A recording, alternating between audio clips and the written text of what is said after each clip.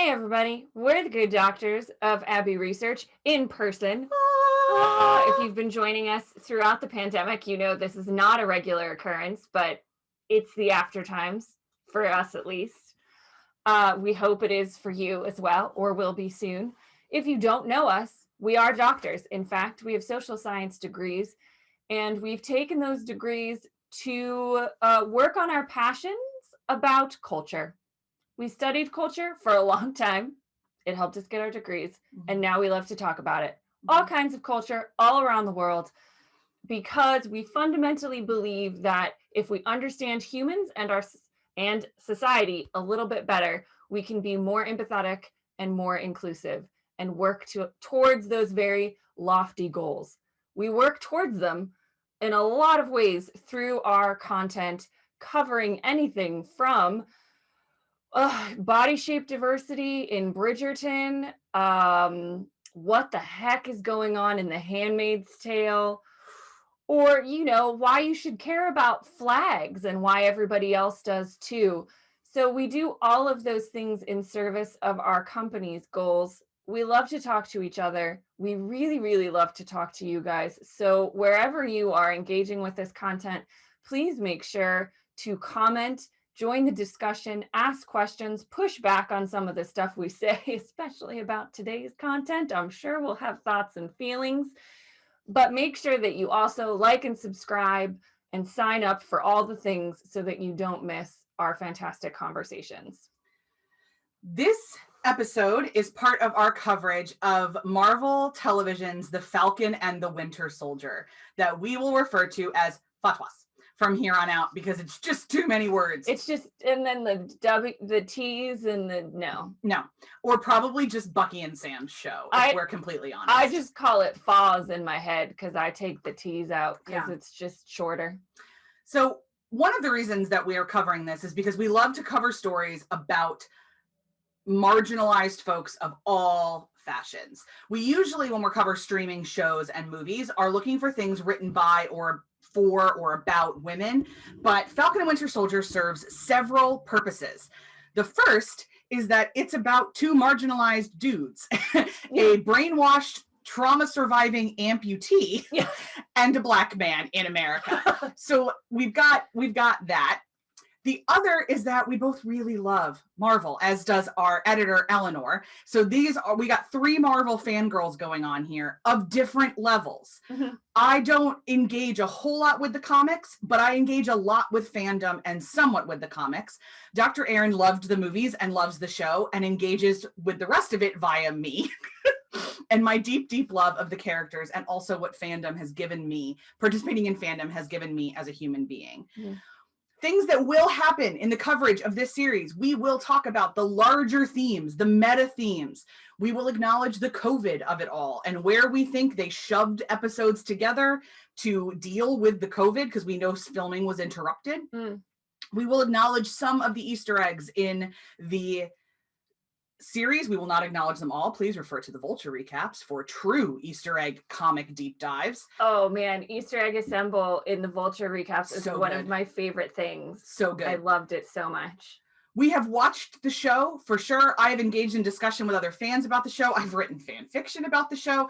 So we are not going to be probably pretty good at remembering spoilers. So if you're watching this, spoilers ahead, fun, ahoy.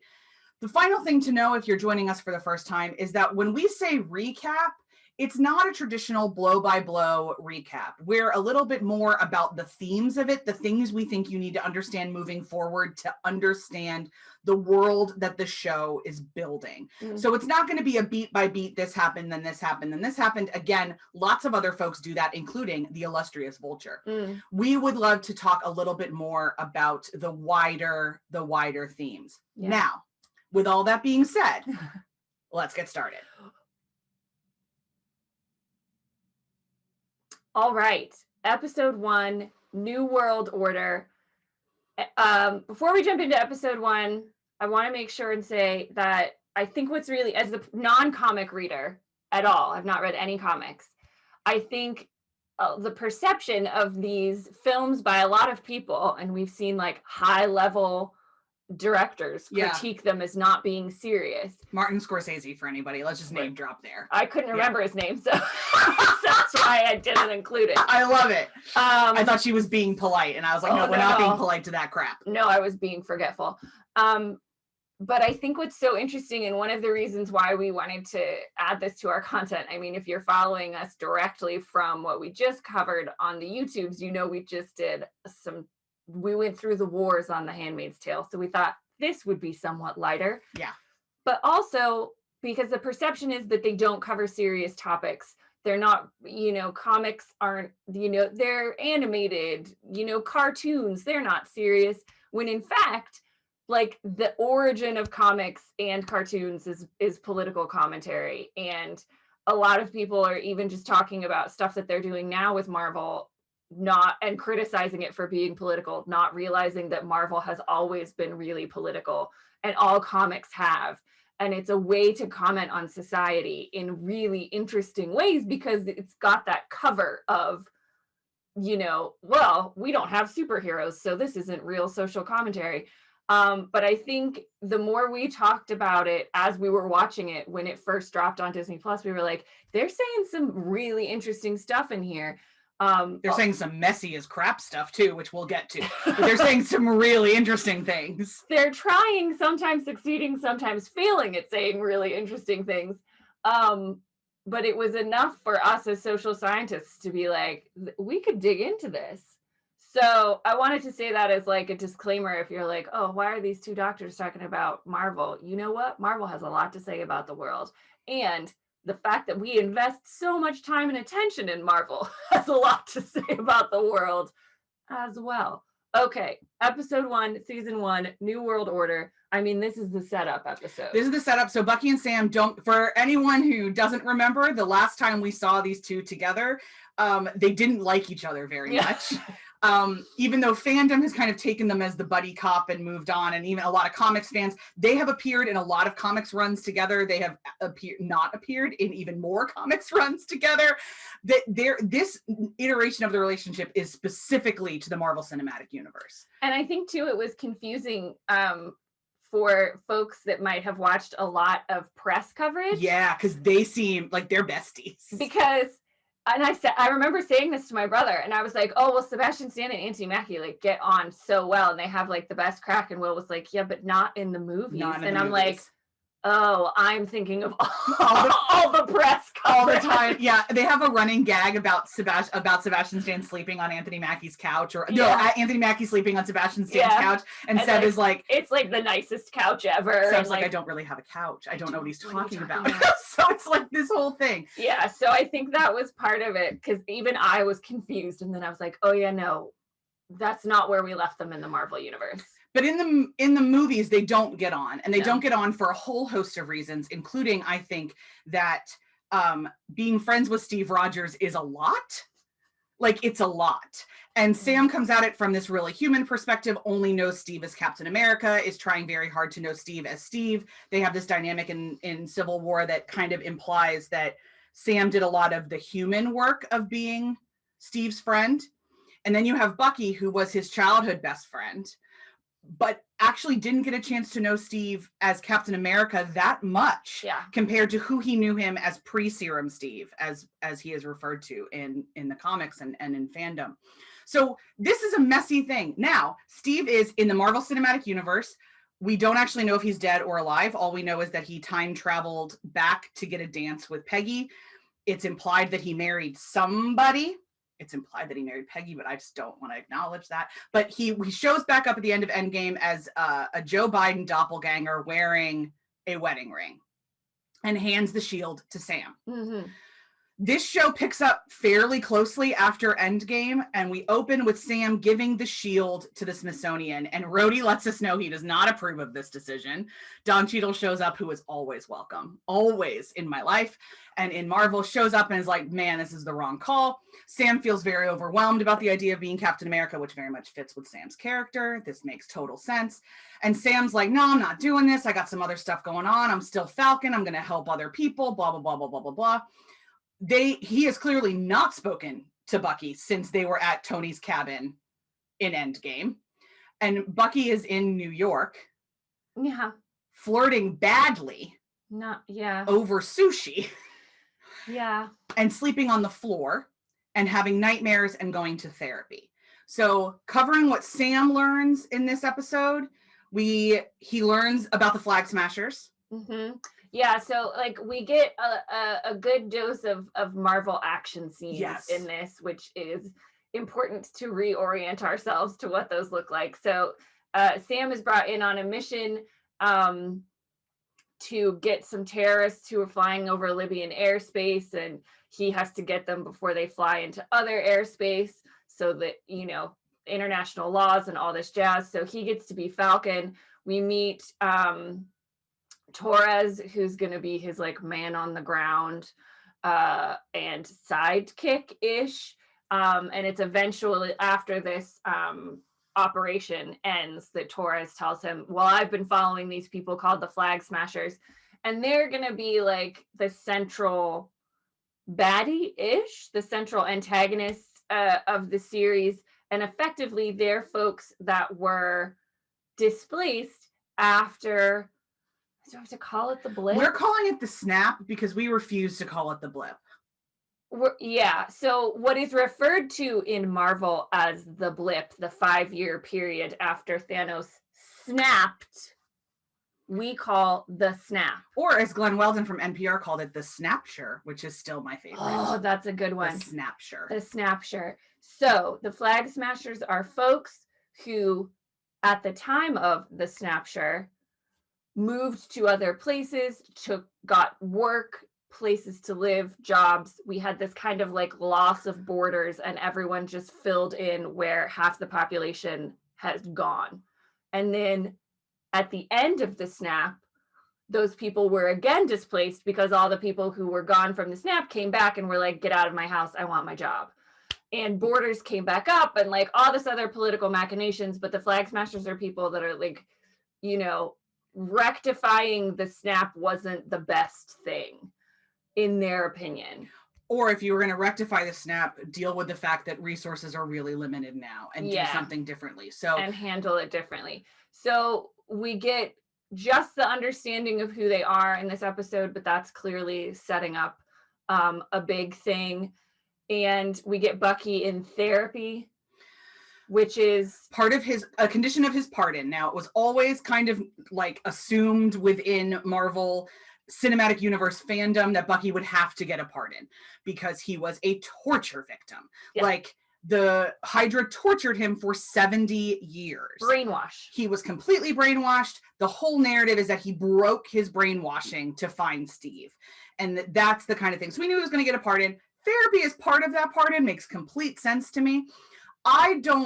This therapist both entertains and annoys me, but I have spoken to other people who have been in military therapy and say that military grade therapy is very much like this. This felt very authentic to them. My social worker self was like, we can be kinder to the trauma victim. But evidently this is very normal and how things work. I had several active duty folks that were like, no, this is kind of what a military therapist behaves like. I was oh, okay. And you know, we don't know what she's like as therapist to other folks, but maybe she's identified that that's like the most successful thing way for Bucky. It's possible. Bucky is is one of my favorite characters in the whole universe because of what he's been through. Also, Sebastian Stan is beautiful. I'm just going to call that out. Anthony Mackie, also beautiful. These are two of the most beautiful men. Thank you. Marvel for that. I don't mind watching the show. I don't mind watching the show visually, but I really love the Bucky Barnes character. Even in Marvel Ultimates run where he's completely different. I love Bucky in all of his iterations. And so I find it really fascinating that they allowed Seb to take it in a way where he really is, he has such active PTSD. Mm-hmm. So one of the things that it's very common for folks to sleep on the floor. It's very common for folks not to know what to do with mirrors, which we kind of see he's staring at a mirror and he doesn't know what to do. For anyone who is maybe unfamiliar, Bucky's arm was cut off when he fell from a train, and Hydra gave him a metal one, and then Shuri built him a vibranium one in Wakanda, which is going to come into play in a lot. Bucky did most of his healing in Wakanda, and that's going to be a huge part of this series. So he's not fully human, but he fully is, and he's trying to figure out how to make amends. And he's got this list, and on the list we see Helmut Zemo's name, which is like, okay, Hello. why are we making amends with Zemo? Why he caused the Civil War? But like, what are we doing here? So many like nice little like, okay, where are we going, guys? Where are we going? But we also get a flashback to remind us what Winter Soldier life was like for Bucky, and how he never wants to go back there, and what that kind of looked like. And so already one of the themes of this series we can tell is going to be, what does trauma look like? What does recovery from trauma look like? And how do soldiers deal with trauma recovery? And I think that was one of the things early on where we were like, oh, okay, they're letting us know that they understand that this story is more than just what happens after Captain America gives the shield over. Yeah. And, what's really interesting is that they titled the show The Falcon and the Winter Soldier, right? Like, so what fascinated me early on was this mental transition of how are they going to have Sam work through his emotions around being given the shield. The whole series opens with him like getting ready to go to the Smithsonian donation, and he said, it doesn't, how does it feel? It doesn't belong to me. It's not mine. Yeah. And so we know he has to get there, right? Because like, we're not gonna just say like, he's gonna stay Falcon forever. I mean, they could, but we know that's not where they're going. Especially once they introduce Torres, who becomes Falcon once in the comics, once Sam becomes Cap. But it's like, okay, here's where this is going. Yeah, but even if you don't know, like I didn't know that. So there's a lot of, the Marvel stuff that I don't know or I learn after. It's pretty clear. We all know that's where they were going. And I think what's so interesting is this juxtaposition of both of these men trying to figure out who they are now in this time after the snap, in this life after Steve Rogers, when both of their identities, like, not Winter Soldier, but like Bucky Barnes and Sam, their identities over the last like 5, 6, 7 years have been tied to being Avengers and being friends and in relationship with Steve. So I think that's going to be really interesting. But we also get quite the cliffhanger at the end of this episode, which we obviously have to talk about. But before we get there, I want to say that one of the things that the snap did not get rid of was racism.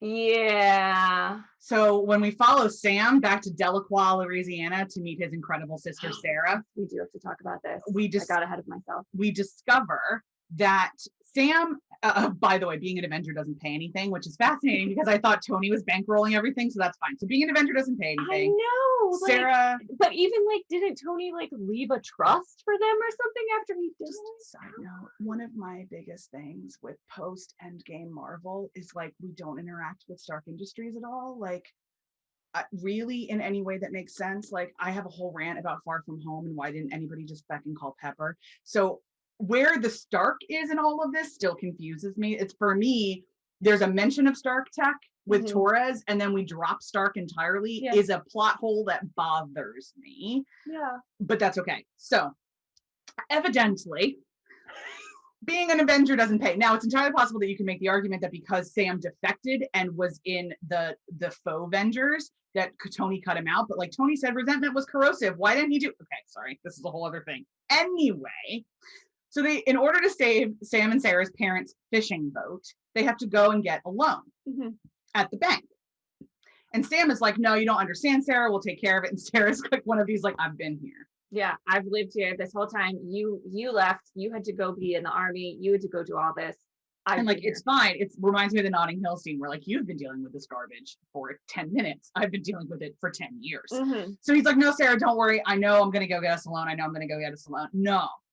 Heads to the bank. The white guy absolutely knows who Sam is, wants a selfie, but will not give Sam a loan. And the way the show structures it, you are absolutely meant to know that they are not being given a loan because of their race. Yes. And that is something as well. It was the first hint for all of us watching, because it was like, okay, is Marvel going to go there? Are we really going to talk about having a Black Captain America? in the year of our in the year of our Thor 2021? Like, are we really going to go there? And the opening of the show, it was like, yeah, we're going to go there.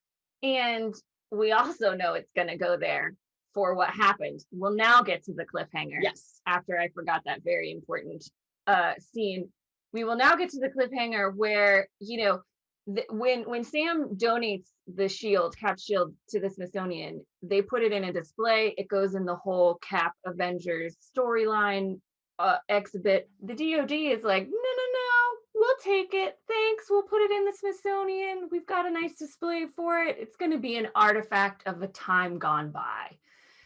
And by the end of the episode, the DoD has changed its mind. Shocking. Has decided that, in fact, the new world needs a new Captain America. And they didn't call Sam. Who is surprised?